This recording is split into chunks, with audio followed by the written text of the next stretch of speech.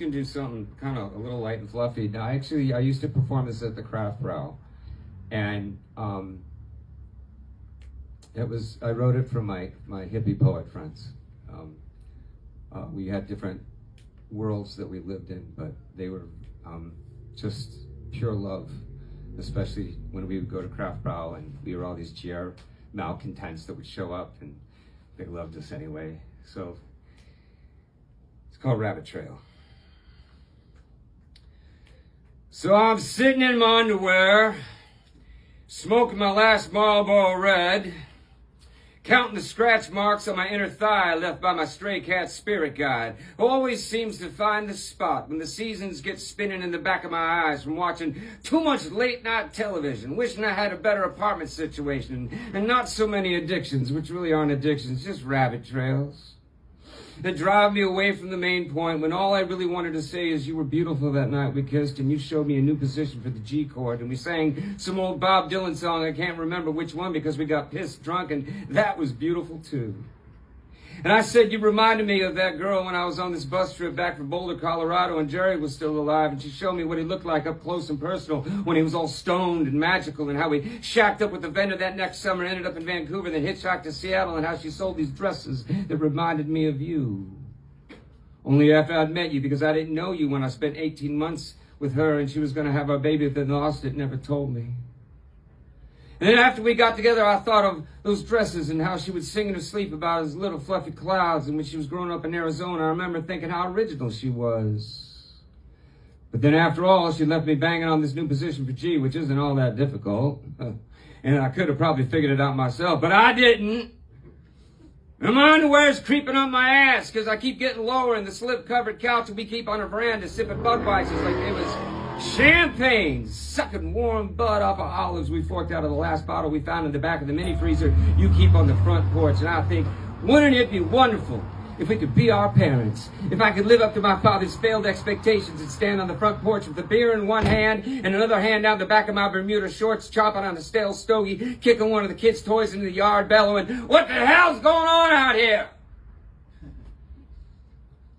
And I could scream my wife about all those Republicans she hangs out with. And she could threaten divorce at least 3 times a week, and the kids could develop social disorders and learn to love old record albums and the way things really were. But of course we wouldn't get divorced, we'd just get bitter and talk to one another through other people in the room, and no one would mind, because when we'd go home and they'd be cleaning up the cheese whiz and crackers that went with the lime jello surprise, they would say, remember when those two first got together and he just left that attorney in Vancouver, the one who sold acid at Dead concerts, and she was so skinny and psychotic and no one else would touch her, and he kept avoiding the issue, but she got him to tie the knot because she put her mother's fear of isolation and abandonment into him, and they drank a lot that summer, and we all made bets as to how long they would stay together, and then they actually stayed together and had children, which rebelled against them by turning out normal.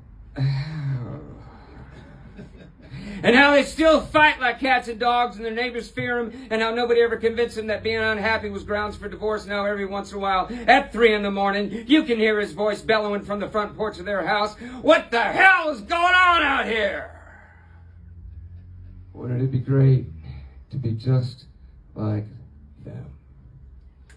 Thanks. God, why is it that there is a person trying to put me somewhere I don't belong? If my vision is greater than the portrait, why have you placed an individual in the world that perceives me from a place of limited perception? Lord, why am I put in this position?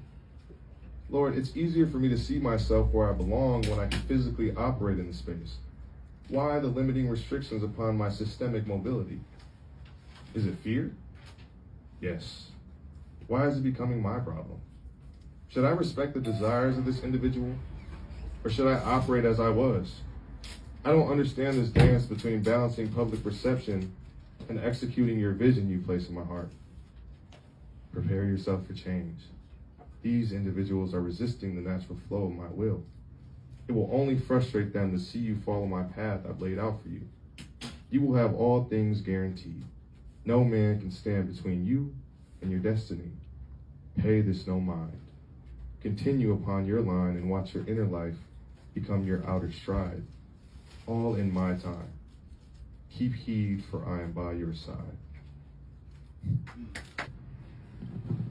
Something rhyme, or at least a reason, I'm afraid you'll be left wanting.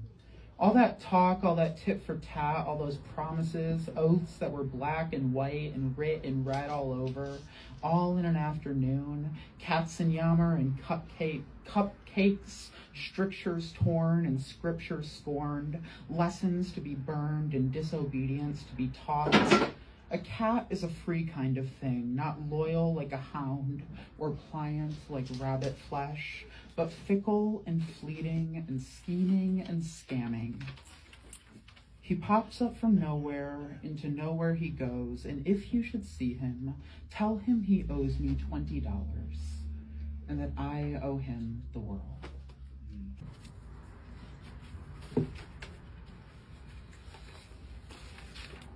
This poem is called Time Lords.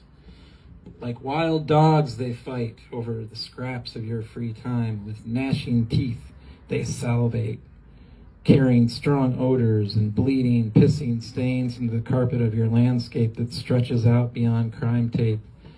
Back is slammed rough against the wall, your elbows scrape, your eyeballs spin back in your head, and blood drops fall as they fight with greed for tears you weep. The bosses crowd you in your sleep. The sad thing is your husk is all that satisfies their whiptail mood. They'll throw you overboard too soon, arr, while crests of waves devour the rest. Your bones and raw parts take the test each hour you trade for cash intake. Cha-ching! So make a good choice if you dare. For what you trade, take double care. The time is now, and time is ripe, and time is yours. Let time ignite and cherish every living beat of time on tap before jaws snap. It's all blessed, so God bless, God bless, God bless you.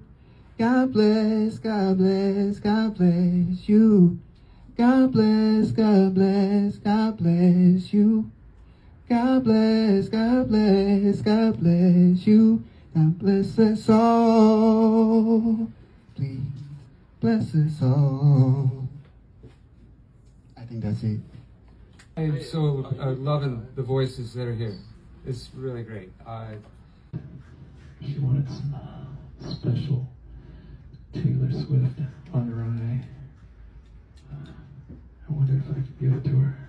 I wonder if I could give her the Taylor Swift. Oh, God, I hope they're not staring at me again. They're staring at me.